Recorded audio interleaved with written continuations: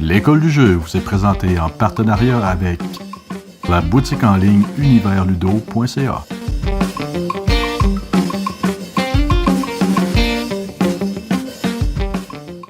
Hey, salut la gang, c'est JP pour l'école du jeu. Aujourd'hui, je vous présente Rajas of the Ganges, un jeu pour 2 à 4 joueurs de placement d'ouvriers. Souvent, on me demande, JP, qu'est-ce qui t'a séduit chez ce jeu-là? Pourquoi tu prends la peine de nous le présenter? Pourquoi tu as voulu l'acheter? Dans le cas de Rajas, c'était vraiment l'aspect esthétique du jeu en général, ainsi que les particularités du pointage final qui sont vraiment uniques en son genre. On regarde ça. Nous avons ici un aperçu global de toutes les composantes du jeu pour une partie à 3 joueurs. Le plateau central, les dés, les composantes pour chaque joueur, les tuiles province, les jetons revenus. Chaque joueur va aussi avoir son propre plateau province, juste ici, dans lequel il va pouvoir construire les tuiles qui sont là. 3 ouvriers de départ, une statue de Kali, juste ici, qui va lui permettre de placer les dés qu'il peut utiliser. Au début de la partie, chaque joueur récupère un dé de chaque couleur qu'il va brasser et va positionner dans les mains libres de sa statuette. Selon le premier joueur, nous allons attribuer le petit éléphant juste ici à celui qui va commencer, qui va positionner son marqueur d'argent sur 3. Le deuxième joueur va commencer avec 4 argents, le troisième avec 5 et ainsi de suite. Le but du jeu ne sera pas nécessairement de faire le plus de points possible. Vous voyez qu'autour du plateau central, nous avons 2 pistes de score, 2 pistes de pointage. Nous avons ici les points, qui commencent à 0 pour tout le monde, qui font le tour du plateau et qui se terminent juste ici à 60. Et nous avons aussi la piste d'argent qui commence juste ici à 0. Certains joueurs sont déjà bien partis sur cette piste, qui fait le tour et qui se rend jusqu'à 120 argent. La partie va se terminer une fois que votre marqueur de points aura atteint un certain stade et que votre marqueur d'argent va le croiser. Alors, dès que vos 2 marqueurs se croisent sur les pistes, ça met un terme à la partie et le joueur qui aura réussi à faire croiser ces 2 marqueurs en premier va remporter la partie. Au cours de la partie, les joueurs vont avoir à placer les ouvriers qu'ils auront de disponibles sur les emplacements du plateau central. Alors, c'est un jeu de placement d'ouvriers. Certains emplacements, comme ceux-ci n'ayant rien au centre de l'emplacement, sont gratuits. On place l'ouvrier et on effectue immédiatement l'action. Mais pour la majorité des actions que vous voyez là, il faut payer le coût qui est illustré. Alors, certains emplacements vous demanderont de payer de l'argent. Lorsqu'on place un ouvrier, on doit alors reculer notre marqueur argent de la valeur correspondante. Évidemment, si on n'est pas en mesure de payer, on ne peut pas effectuer l'action. Et d'autres emplacements vont vous demander de payer des dés. Parfois, la valeur du dé sera importante. Alors, dans ce cas-ci, on devra payer avec un dé de valeur 2. Peu importe la couleur de celui-ci, alors que dans d'autres actions, il faudra alors payer un dé d'une couleur spécifique, mais peu importe la valeur de ce dernier. Une fois qu'on a payé le coût de l'emplacement, on peut alors tout de suite en effectuer l'action. Puisque vous commencez la partie avec seulement 3 ouvriers, vos actions pourront sembler limitées au début de la partie, mais vous aurez différentes occasions d'aller débloquer de nouveaux ouvriers, soit en augmentant votre marqueur sur la piste de l'argent, soit sur celle des points, ou dans la rivière juste ici. Une fois que vous avez franchi l'emplacement où se trouve votre ouvrier, il s'ajoute désormais à ceux que vous pouvez utiliser sur le plateau. Le premier emplacement que je désire vous expliquer est cet emplacement précis. C'est là que vous allez récupérer des tuiles province que vous pourrez ajouter sur votre plateau individuel. Pour une partie à 3 joueurs, on doit en cacher un emplacement et ce que vous avez besoin de savoir, c'est que les joueurs doivent toujours placer leur ouvrier sur la case libre la plus à gauche possible. Alors, personne de toute façon ne voudrait payer 4 pièces d'argent pour effectuer la même action que les autres joueurs. Alors, le premier joueur à venir ici va payer une pièce d'argent et va pouvoir effectuer l'action. C'est-à-dire qu'il va pouvoir aller sélectionner une tuile dans la réserve. Alors voilà les tuiles qui sont disponibles. Dès que vous allez effectuer cette action, vous pouvez sélectionner l'une d'entre elles, en payer le coût et la placer sur votre plateau individuel. Le coût de ces tuiles est un dé ou plusieurs dés de la valeur indiquée juste ici. Alors pour récupérer cette tuile orange, je devrais alors payer n'importe quel nombre de dés pourvu qu'il soit orange et que la valeur totale soit 10 ou plus. Alors présentement, je n'ai qu'un dé orange de valeur 3, impossible pour moi de récupérer quoi que ce soit ici. Avec les options qui s'offraient à moi, présentement, avec mon dé vert de valeur 6, je pourrais aller récupérer cette tuile, ou avec mon dé violet 6, je pourrais aller récupérer celle-ci d'une valeur 4. Mais je n'obtiens pas la différence entre la valeur du dé que je donne et la tuile que je récupère. Plus tard, en cours de partie, il est possible que j'ai d'autres dés qui se soient ajoutés à ma statue, que je décide de les dépenser tous les deux pour une valeur de 11 et que je décide d'aller récupérer, par exemple, cette tuile juste ici que je récupère et que je vais placer sur mon plateau personnel. Lorsque vous ajoutez une tuile à votre plateau province, celle-ci doit toujours rejoindre le palais qui est imprimé sur votre plateau par l'une des routes. Alors, impossible pour moi de la placer au milieu de la jungle au début de la partie. Alors, je pourrais par contre la placer de cette façon-ci. Alors, la tuile connecte à mon palais. Et en la plaçant, tout de suite, ce qui va se produire, c'est que je vais récupérer les bonus de la tuile que j'ai placée. En plaçant cette tuile, je récupère tout de suite 3 pièces d'argent qui viennent s'ajouter à ce que j'avais déjà. Et j'ai maintenant accès à un marché en tout temps. Mais il en existe d'autres. J'aurais par exemple pu placer cette tuile qui m'aurait donné immédiatement 2 pièces d'argent et un accès à 2 marchés différents. D'autres tuiles, en plus de vous donner accès à des marchés, peuvent vous ouvrir les horizons vers différents grands bâtiments qui vont vous donner des points de victoire selon la valeur où vous vous positionnez. Alors dans ce cas-ci, le moulin me donnerait une valeur de 2 points. Une fois que nous avons récupéré le bonus de la tuile, on vérifie si nous avons également accès au bonus qui compose le contour de notre province. Dans ce cas-ci, oui, effectivement, l'une de nos routes débouche sur ce bonus qui est imprimé juste ici, qui me donne 3 pièces d'argent immédiatement que j'ajoute à ma piste. Un autre emplacement que vous pourrez activer est celui des marchés où vous pourrez vous faire de l'argent rapidement en activant les marchés que vous avez accumulés sur votre plateau personnel. Il y a 3 types de marchés différents, celui de thé, de soie ou d'épices. En venant par exemple activer les marchés d'épices, vous devez défausser un dé. La valeur du dé que vous allez défausser va représenter le nombre maximum de marchés de ce type que vous pourrez activer. Alors techniquement, en défaussant un dé de valeur 3, je pourrais aller chercher l'argent de 3 marchés de type d'épices en fait. Présentement, je n'en ai que 2, mais je vais chercher la totalité de leur valeur. Alors 3 plus 3, 6, j'augmenterai alors mon marqueur de 6 sur la piste argent.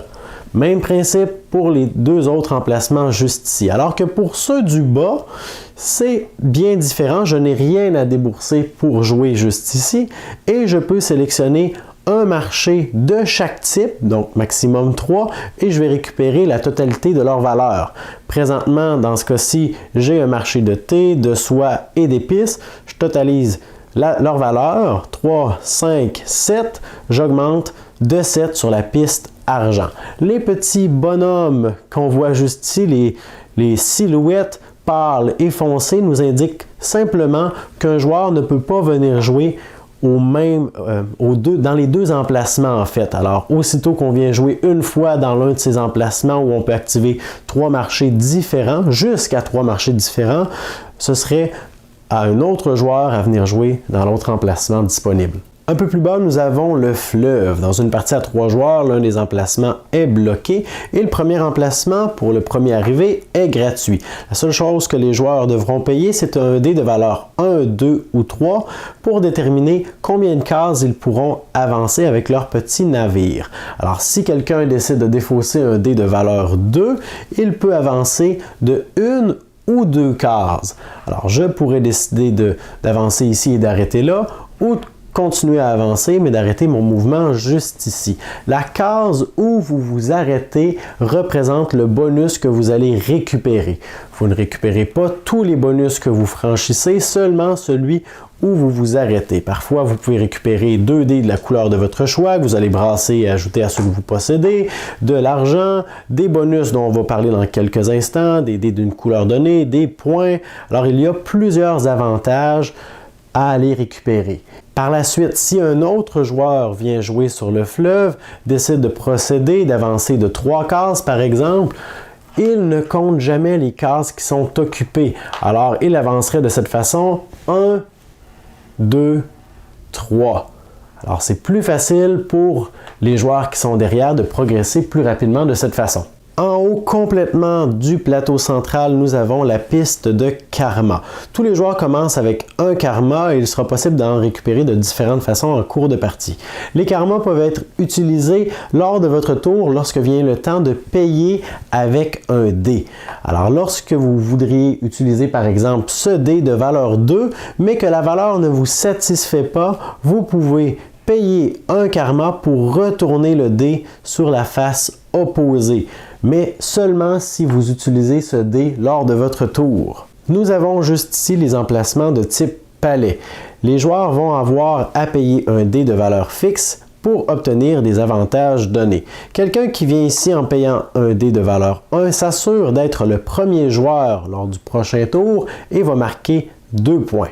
Dans l'éventualité où personne ne réclame le jeton premier joueur, il est passé simplement au prochain.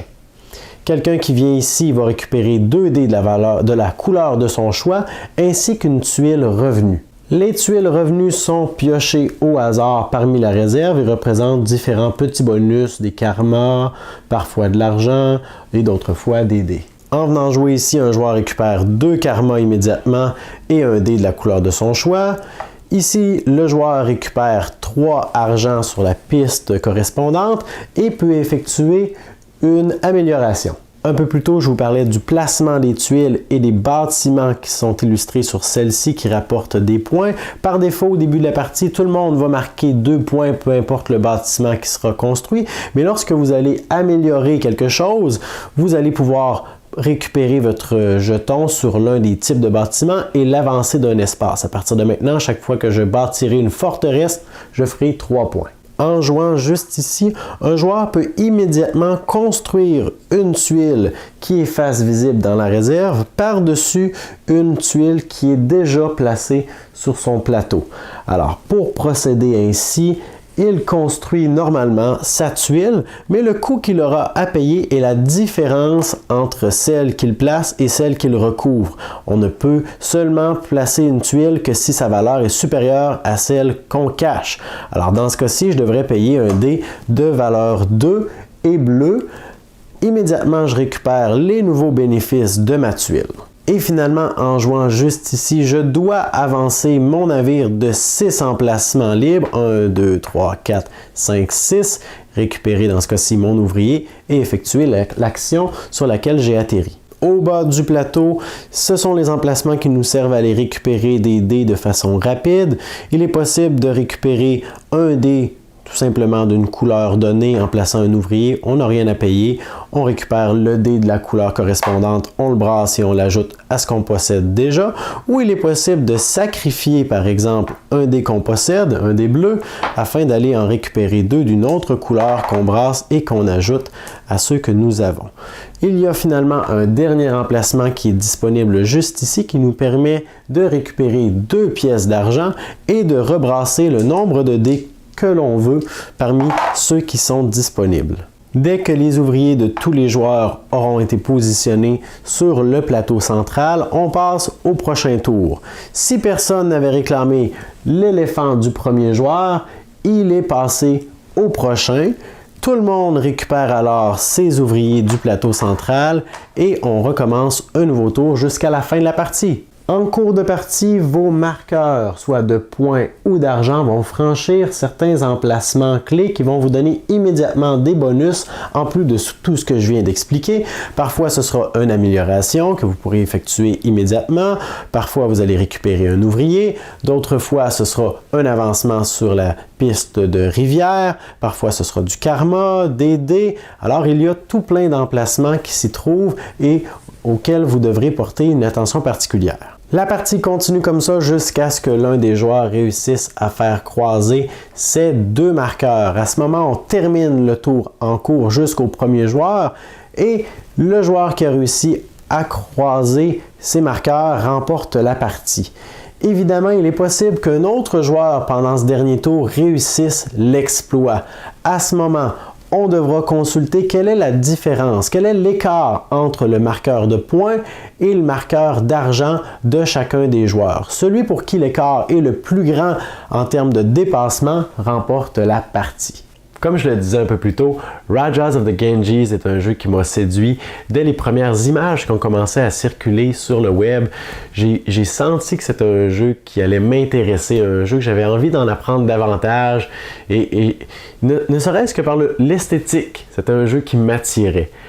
Et au premier abord, en voyant le plateau de jeu, on peut penser que c'est un jeu qui va être complexe. Parce que oui, c'est vrai, le plateau est chargé.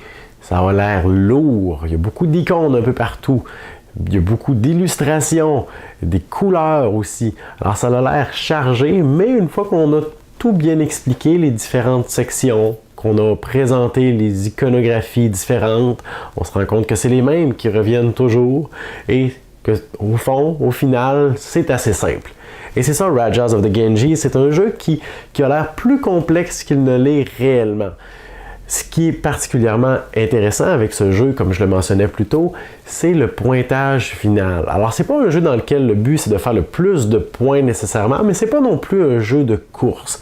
En fait, comme vous l'avez constaté, ce qu'on veut, c'est avoir une espèce d'équilibre entre la piste d'argent et la piste de pointage, ou de se concentrer plus particulièrement dans une de ces deux-là, mais d'être très efficace dans celle-ci, parce que ce qui va déclencher la fin de la partie et qui va nous déclarer vainqueur, c'est lorsque nos deux marqueurs vont se croiser. Alors on pourrait penser que les marqueurs vont se croiser au milieu de la piste nécessairement, mais c'est pas le cas parce que quelqu'un qui va vraiment mettre toutes ses énergies sur le marché, qui va aller le plus souvent possible pour activer ses marchés, faire beaucoup d'argent, va avoir une piste argent qui va être très évoluée, alors que peut-être que son pointage ne le sera pas tant que ça finalement. Et ça serait possible d'avoir la stratégie inverse, ça serait possible d'essayer de s'ajuster selon le cours de la partie. Et c'est ce qui est bien dans ce jeu-là. On pourrait se dire, bon, cette fois-ci, je me concentre sur l'argent. Cette fois-ci, je me concentre sur les points. Cette fois-ci, j'essaie de me concentrer sur les bâtiments et d'avoir plusieurs améliorations. Cette fois-ci, j'essaie de profiter de tous les avantages de la rivière le plus possible. Alors, c'est un jeu qui, avant de commencer, on peut se dire, bon, mais aujourd'hui, j'ai envie d'essayer quelque chose de nouveau. Alors ça, c'est bien. Ça peut nous permettre d'essayer différentes stratégies et de voir qu'est-ce qui est le plus bénéfique, avec quoi on est le plus à l'aise aussi. C'est un jeu qui est intéressant pour cet aspect-là. Sinon, c'est un jeu qui est simple. C'est vraiment simple. Mais à quelque part, j'ai trouvé que ce jeu amenait une petite frustration. Mais c'est une bonne frustration. C'est qu'à un certain point, on regarde ce qu'on a, on regarde les dés qu'on a, on regarde les options qui s'offrent à nous. Et des fois, on se dit, bon, j'ai rien à faire. Peut-être parce qu'on n'a pas de dés assez, de valeur assez haute, peut-être parce qu'on n'a tout simplement pas de dés, peut-être parce qu'on a simplement un dé. Et des fois, on peut passer quelques tours à aller récupérer des nouveaux dés. Bon, je joue un ouvrier au palais pour sacrifier mon dé bleu pour aller récupérer 2 dés orange que je brasse. Ah, j'ai pas la valeur qu'il me faut. Il me faut plus haut pour aller chercher le bâtiment que je veux absolument. Alors, c'est tout le temps ce petit requestionnement-là. Est-ce que je vais encore une fois faire une action pour aller me chercher un dé de plus pour aller chercher au prochain tour, 3 tours plus tard, le bâtiment que je regarde depuis tout à l'heure, ou où je m'organise avec les dés que je viens d'avoir et j'essaie de faire autre chose. Alors, il y a tout le temps ce petit questionnement-là qui peut paraître frustrant parfois quand on n'a pas ce qu'on a besoin maintenant, mais en même temps, je trouve que ça donne un petit charme au jeu. On ne peut pas tout prévoir. Il faut s'organiser. On peut essayer de se retourner sur nous-mêmes et d'aller visiter une autre stratégie ou de sauter sur une autre opportunité. Sinon, j'ai apprécié mon expérience à 2 joueurs. Il faut que je le dise, pour moi c'est important, les expériences à 2 joueurs. Et j'ai trouvé que ce jeu-là était très bien fait. Je veux dire, je peux pas reprocher quoi que ce soit. On retourne le plateau central et on a un plateau qui est ajusté en termes d'emplacement où est-ce qu'on peut jouer. Et les coûts aussi de ces emplacements-là sont modulés en fonction du nombre de joueurs. Alors à 2 joueurs, c'est le même jeu. C'est simplement qu'on a moins d'emplacements disponibles. Et la tension est toujours là aussi, parce que même si on n'est pas 4, même si on n'est pas 3, les emplacements les plus intéressants sont rapidement utilisés. Une chose que je ne sais pas si, en tout cas à 2 joueurs, c'est pas très intéressant d'aller récupérer l'éléphant du premier joueur. En fait, si on joue à 2 ensemble et que c'est moi le premier joueur, si moi je ne vais pas le chercher, nécessairement à la fin du tour, c'est toi qui vas devenir premier joueur. Alors tu n'iras pas le chercher parce que tu gaspilles une action seulement pour avoir 2 points. Alors ça, c'est beaucoup moins intéressant à 2 joueurs. À 4, par contre, ça fait tout son sens. Mais il y a peut-être ce petit côté-là que j'ai trouvé moins intéressant. Mais sinon, Rajas, c'est vraiment un excellent jeu auquel j'ai hâte de rejouer et que j'espère vous avoir fait découvrir aussi, que vous allez lui donner sa chance également. Merci pour votre écoute. Moi, je vous dis à la prochaine.